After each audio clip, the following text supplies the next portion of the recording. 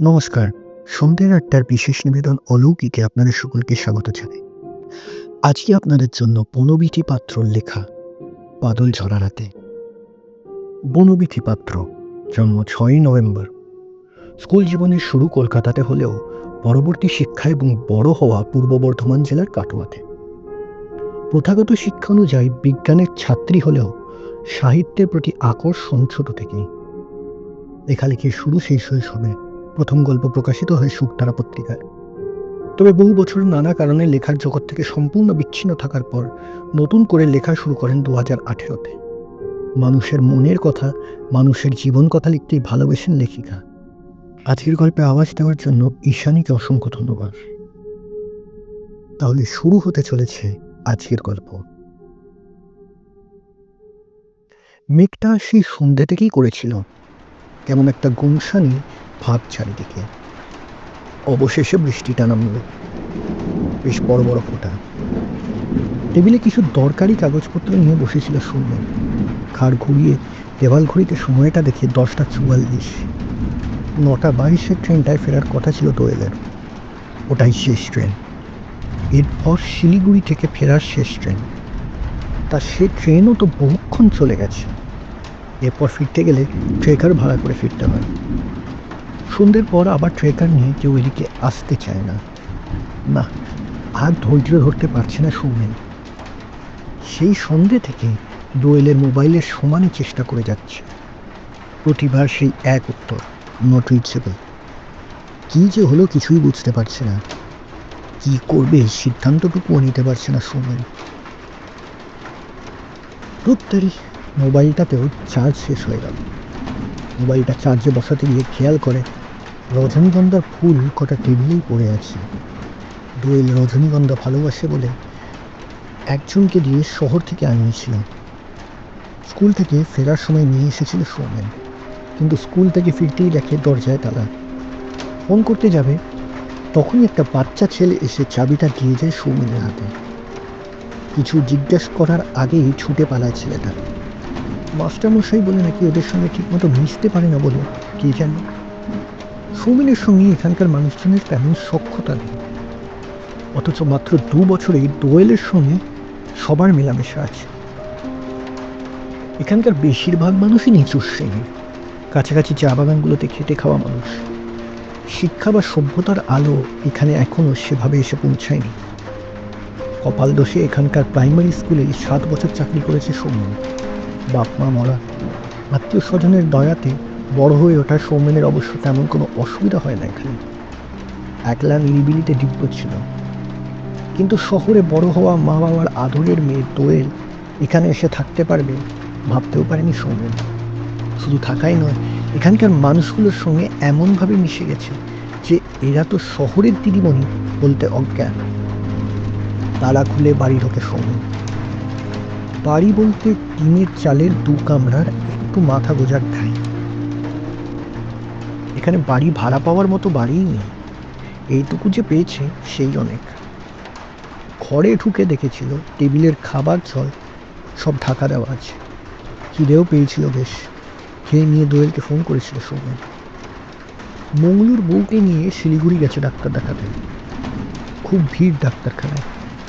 ফিরতে দেরি হলে চিন্তা না করতে বলেছিল। 9টা 22-এর ট্রেনে ফিরবে বলেছিল। স্টেশনে আনতে যাবে কিনা জিজ্ঞেস করতেই ফোনের ও প্রান্তে খিলখিল করে হেসে উঠেছিল দোয়েল।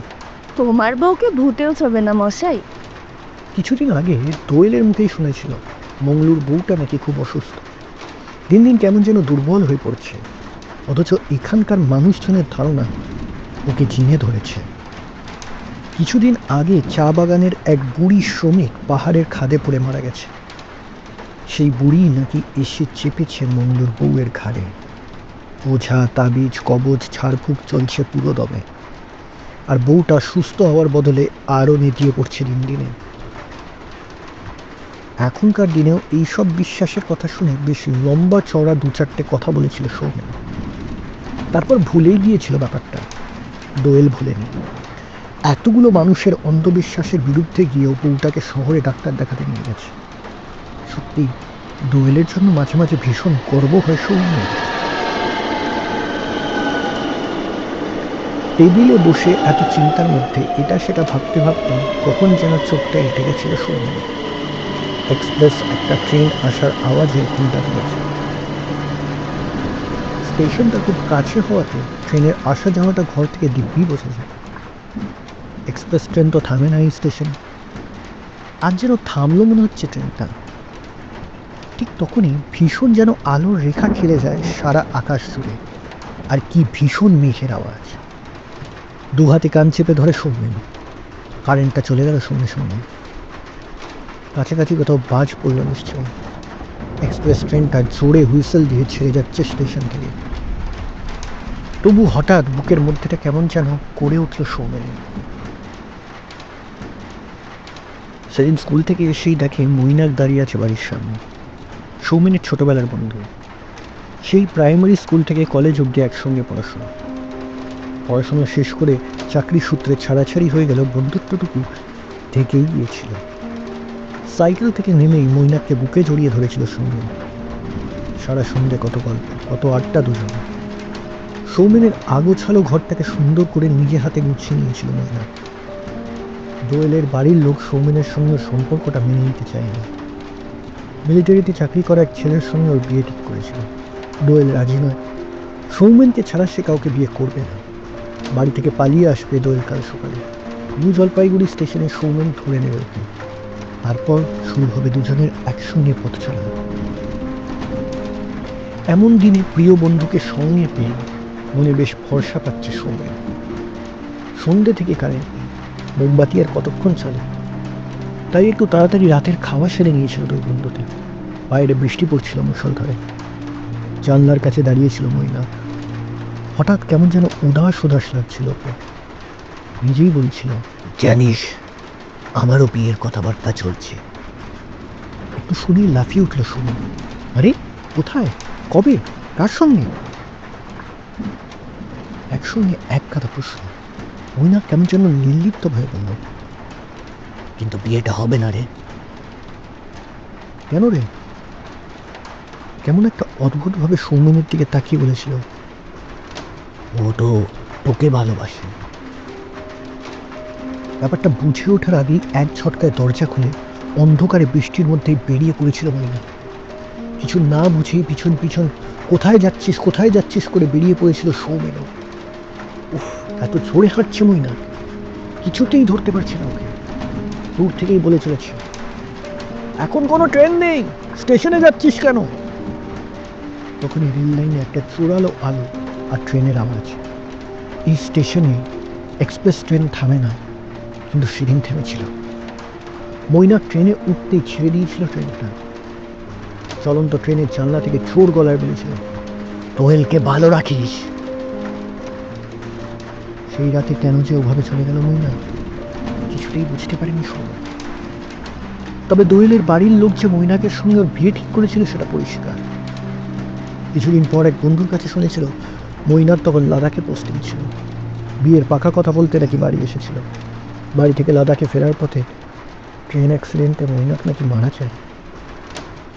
প্রিয় বন্ধুর না থাকাটাতে খুব কষ্ট পেয়েছিল সৌম্য। তারিখটা জানতে চেয়েছিল সে বন্ধুর কাছে।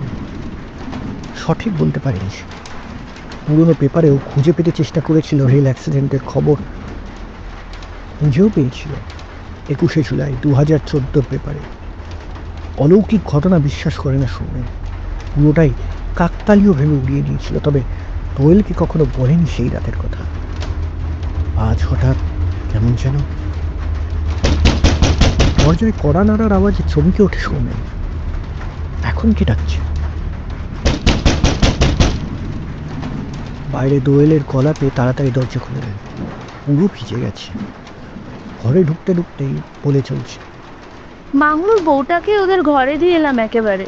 জিনফিনো সব কিচ্ছু না, অ্যাকিউট অ্যানিমিয়া আন্দাজ করছেন ডাক্তারবাবু। রক্ত পরীক্ষা করতে দিয়ে এসেছি, কাল রিপোর্ট দেবে।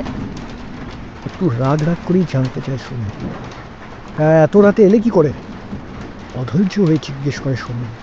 আর বলো না, আজ উনি না থাকলে যে কি করে আসতাম কে জানে। স্টেশনে যখন পৌঁছলাম শেষ ট্রেন ছেড়ে চলে গেছে। কি করব ভাবছি, তখনই ওনার সাথে দেখা। উনি নাকি এখানেই আসছেন, তোমার কাছে। উনি বললেন আজ নাকি এক্সপ্রেস ট্রেনও সব স্টেশনেই থামবে। উনিটা কে সেটা তো বলো। মাথাটা তোয়ালেতে মুছতে মুছতে জবাব দেয় দোয়েল। তোমার প্রাণের বন্ধু মৈনাক। আর বলো না, আমি তো প্রথমে চিনতেই পারিনি। তারপর উনি পরিচয় দিতে মনে পড়লো ওর ছবিতে আমি অ্যালবামে কত দেখেছি। হাসি হাসি মুখে দরজা খুলে দোয়েল যেন কাকে ডাকতে চায়। কি হলো? আর কতক্ষণ লুকিয়ে থাকবেন? এবার ভেতরে আসুন। ততক্ষণে হাত পা ঠান্ডা হতে শুরু করেছে সন্ধ্যা। সব যেন এলোমেলো হয়ে যাচ্ছে। বাইরে কেউ নেই। হ্যারিকেন নিয়ে বাইরে বেরিয়েও কাউকে দেখতে পায় না ওরা। দোয়েল সমানে বলে চলেছে, তুমি বিশ্বাস করো, উনি আমার সঙ্গেই এসেছেন। আমাদের বাড়ি আসছিলেন উনি।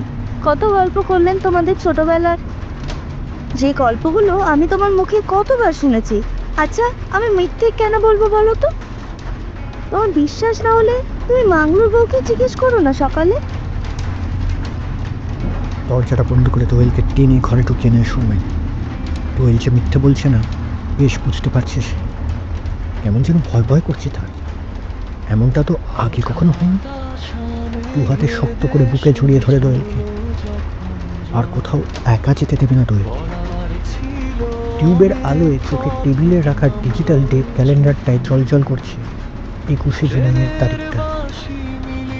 গেল পাহাড় তলির বাঁকে আছি আমি ছায়ার মতো, কেউ কি আমায় ডাকে? আমি তো সেই হারিয়ে যাওয়া একলা পথের সুর, কাছেই আছি অথচ আজ অনেক অনেক দূর। ফেরা হলো না আর সেই চেনা ঘরে,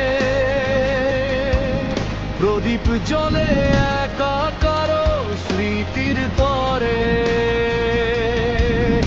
আমি তো কেবল আগলে রাখা একলা প্রহরীর দল, বুকে আমার জমানো রয়ে শুকনো চোখের জল।